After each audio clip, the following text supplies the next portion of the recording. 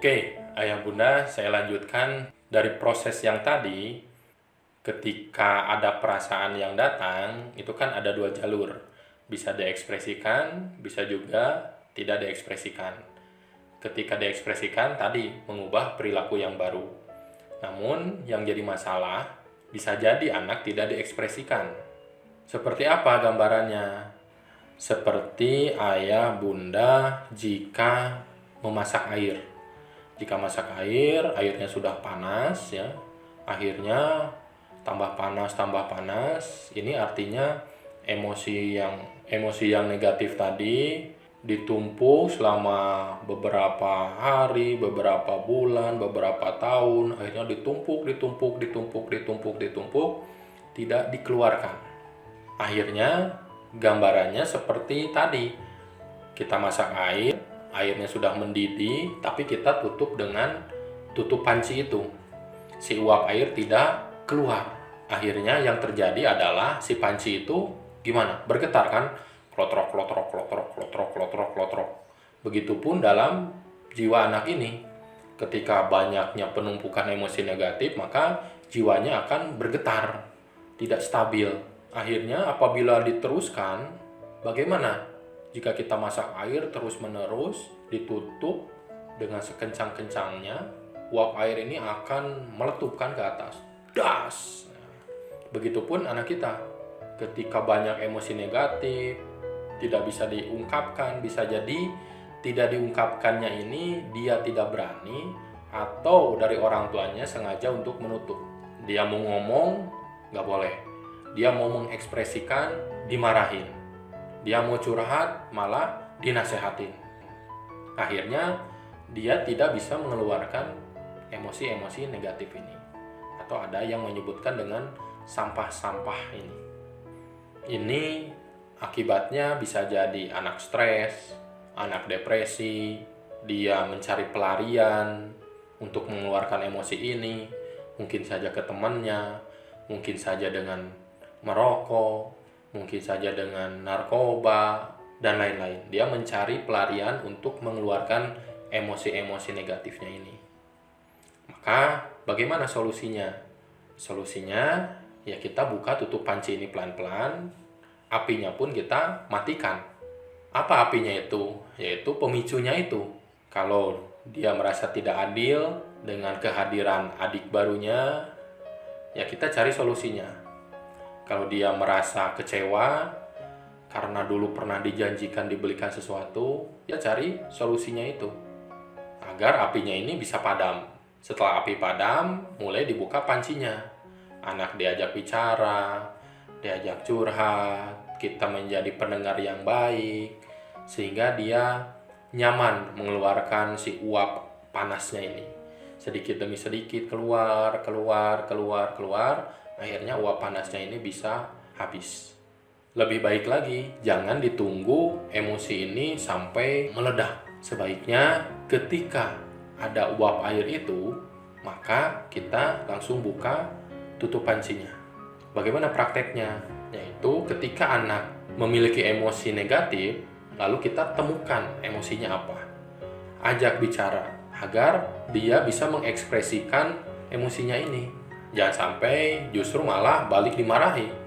Ketika mau mengeluarkan ekspresinya malah dimarahi, disuruh diam. Akhirnya sama aja kita dengan tadi menutup pancinya itu.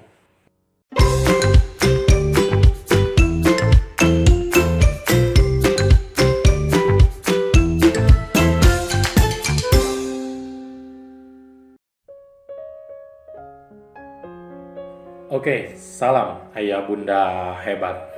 Tidak terasa, ini adalah materi terakhir. Mudah-mudahan bermanfaat. Ayah bunda diberikan rizki yang banyak, kesehatan yang barokah, agar bisa mendidik anak-anaknya lebih berkualitas lagi. Amin, ya robbal alamin. Di sesi akhir ini, saya ingin menjelaskan bagaimana ikhtiar kita dalam mengatasi anak-anak yang sudah terlanjur cepat marah atau gampang emosian. Yang pertama kita lakukan tidak lain dan tidak bukan kita praktekkan jurus yang pertama, yaitu senjata rahasia. Apa itu senjata rahasia? Kita minta, kita hadirkan Allah Subhanahu wa Ta'ala, karena Dialah pemilik anak yang sebenar-benarnya. Dialah yang bisa membolak-balikan hati anak kita, yang bisa melembutkan hati anak kita. Minta doa yang khusyuk, yang serius. Mudah-mudahan Allah memudahkan ikhtiar kita ini. Lalu yang bisa kita lakukan yaitu pertama, observasi penyebab emosi anak tersebut. Apa trigger utama yang bisa mendorong anak kita ini kok cepat marah ya? Apakah trigger itu mungkin hanya sebatas anak lapar, anak gerah, anak tidak nyaman, atau lebih dalam dari itu, ada emosi negatif di dalam dirinya? Bisa jadi merasa ketidakadilan, mungkin merasa dibeda-bedakan antara kakak dan adik, atau dia cemburu dengan kehadiran adik barunya. Mungkin juga dia merasa khawatir, tidak tenang, situasi di keluarganya yang tiap hari ayah bundanya sering marah-marah, sering bertengkar.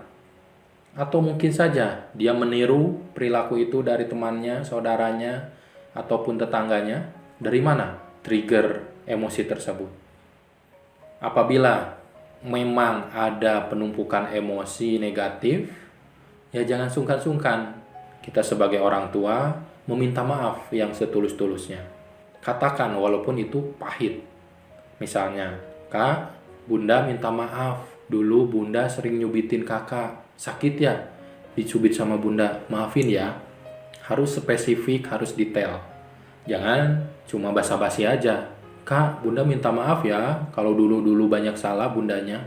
Ya, bilang salahnya di mana, agar dia lebih memahami, agar anak kita lebih memaafkan.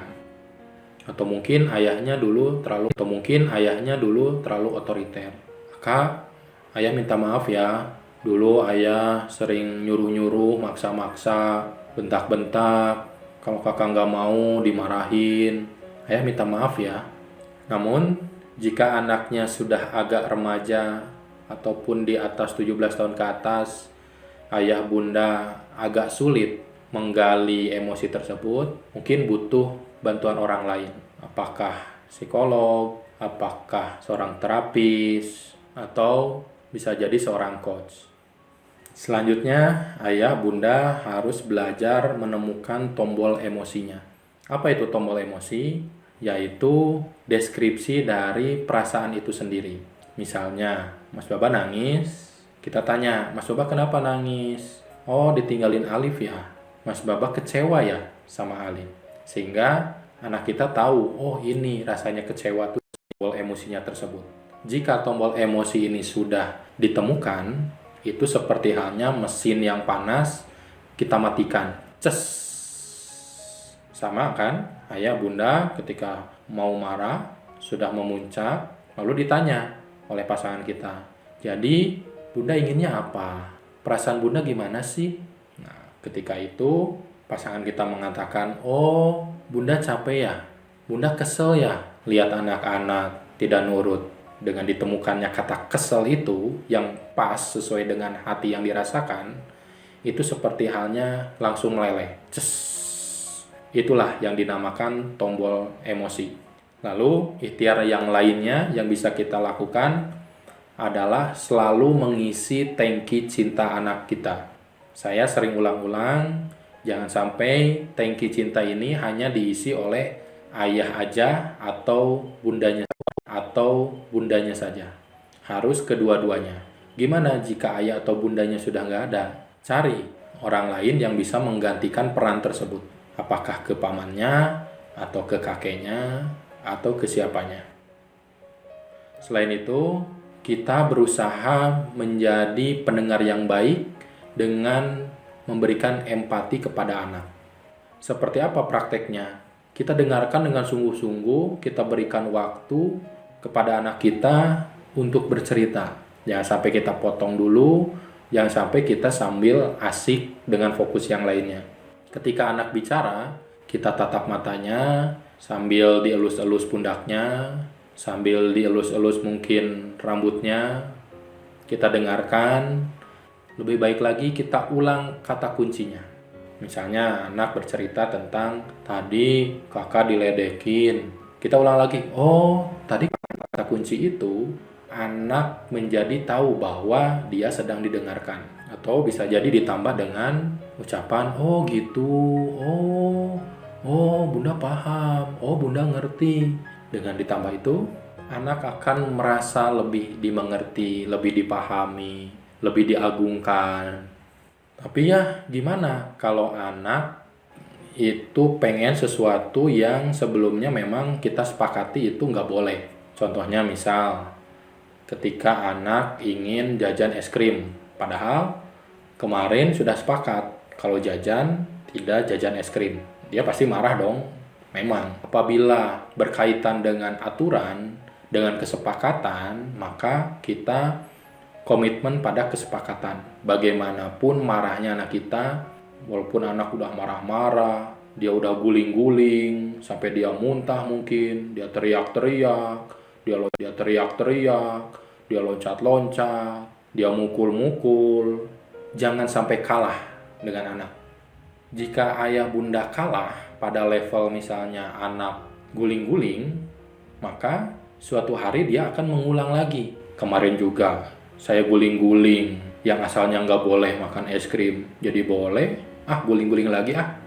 Akhirnya anak tidak belajar untuk menyepakati perjanjian itu. Saya pun dulu sering, anak saya, khususnya Mas Baba, sampai guling-guling, bahkan sampai muntah. Ya kita biarkan saja. Biarkan fokus pada komitmen. Jika kita kalah, dia besok atau lusa akan ngulang lagi. Dan kita akan kalah lagi. Biarkan saja, apapun yang orang lain bicarakan. Kadang kan orang lain yang kasihan. Tetangga-tetangga kita mungkin kasihan lihat anaknya kenapa nggak dikasih jajan es krim. Padahal bukan masalah uangnya, tapi masalah komitmennya. Kita fokus pada komitmen anak kita. Setelah reda marah-marahnya, kita peluk, kita elus-elus, kita tenangkan anak kita. Setelah agak tenang, baru kita kasih sugesti yang positif. Mas Baba, lain kali kalau marah, bilang baik-baik. Kemarin Mas Baba kan udah janji tidak jajan es krim. Gak apa-apa, Mas Baba boleh jajan, tapi jajan yang lain. Apakah kue atau susu? Bunda insya Allah beliin. Seperti itu. Namun, apabila memang dirasa si marahnya ini merupakan hasil dari faktor eksternal, apakah saudaranya, temannya, atau tetangga yang sering marah-marah, sering ngomong dengan nada tinggi, maka solusinya sementara waktu kita jauhkan dulu dengan faktor eksternal itu. Kita berikan pondasi yang kokoh, kita bentengi dulu anak kita sehingga dia bisa mengelola emosinya lebih baik lagi. Mudah-mudahan setelah fokus anak kita memiliki pondasi yang baik, justru dia akan berbalik mempengaruhi teman-temannya itu. Dia akan menasihati teman-temannya. Dia akan menjadi figur yang baik bagi teman-temannya itu. Memang ini sulit, tapi harus bagaimana lagi? Demi karakter anak kita, apapun resikonya akan kita ambil. Jadi repot juga ya, kita harus berkolaborasi dengan masyarakat, harus berhubungan dengan orang lain. Ya memang, menurut Kak Seto pun, untuk mendidik satu orang anak, dibutuhkan orang dewasa satu kampung. Karena kita berbicara tentang karakter. Dan yang terakhir, yaitu berikan keteladanan. Karena satu teladan lebih baik dari 1000 nasihat. Berikan teladan bahwa marah itu tidak harus dengan teriak-teriak. Berikan teladan bahwa marah mengungkapkan ekspresi itu tidak harus dengan bentak-bentak, pukul-pukul. Kita contohkan menegur dengan suara pelan, dengan nada yang lebih rendah, agar anak-anak kita bisa belajar bagaimana mengelola emosi. Dulu pun saya di sekolah bisa dibilang galak atau keras, padahal saya merasa anak saya itu tidak pernah ke sekolah. Saya merasa bahwa anak saya nggak tahu, biarin, ini kan di sekolah, beda lagi kalau di rumah. Tapi entah kenapa, kok anak saya dilihat-lihat marah-marahnya, emosionalnya seperti saya ketika di sekolah. Padahal dia tidak pernah melihat saya marah-marah di sekolah. Oh, mungkin ini teguran buat saya. Sayanya harus memperbaiki. Lebih tenang lagi, tegas, bukan berarti harus keras. Alhamdulillah, setelah kami memperbaiki diri, bisa mengelola emosi, anak-anak pun sedikit demi sedikit emosinya bisa berkurang, dan berkurang. Karena kita tidak mungkin menanam jagung ingin panen durian. Menanam durian, insya Allah hasilnya durian. Karena mendidik karakter itu harus dengan karakter.